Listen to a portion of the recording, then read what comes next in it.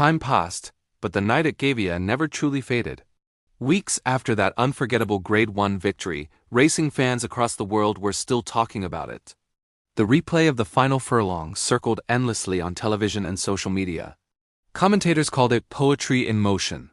Analysts called it perfect timing. But those who truly understood racing called it something else. Heart. For Frankie Dettori, life had begun to move at a different rhythm. The constant rush of race days was no longer there. No more frantic calls to the paddock. No more last-minute instructions shouted over the noise of the crowd. No more weighing room tension before the gates opened. Instead, there was silence. And in that silence, reflection. He found himself waking up early out of habit.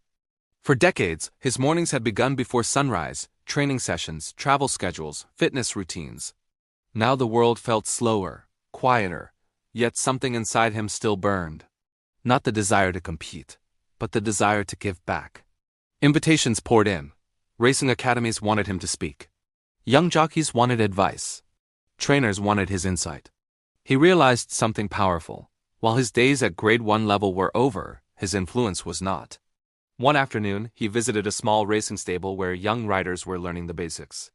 They gathered around him with wide eyes, hanging on to every word. "What's the secret?" one of them asked. Frankie smiled. "There is no secret," he said, "only discipline. And belief, especially when nobody believes in you."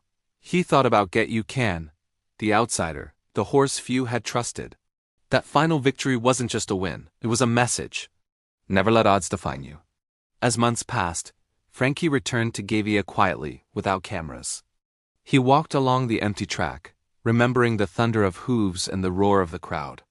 The dirt felt the same beneath his shoes. The grandstand stood tall and silent. He closed his eyes and could almost hear it again. The build-up. The final turn, the surge forward, the explosion of sound. But instead of sadness, he felt peace. Because legends don't measure their careers by the final race alone. They measure it by impact.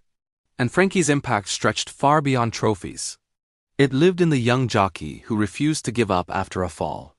It lived in the trainer who believed in an overlooked horse. It lived in the child who watched that final race and decided to dream bigger. One evening, during an award ceremony honoring his career, a video montage played across a giant screen. Wins from Royal Ascot, triumphs in Dubai, historic rides across continents. The flying dismounts, the tears, the celebrations. When the final clip showed Gavea, that last breathtaking victory, the audience stood in applause. Frankie stepped up to the microphone. "I've been lucky," he began. "Lucky to ride great horses, lucky to work with great people. But the greatest gift racing gave me was purpose." He paused, emotion filling his voice. "And purpose doesn't end when you step out of the saddle." The applause grew louder.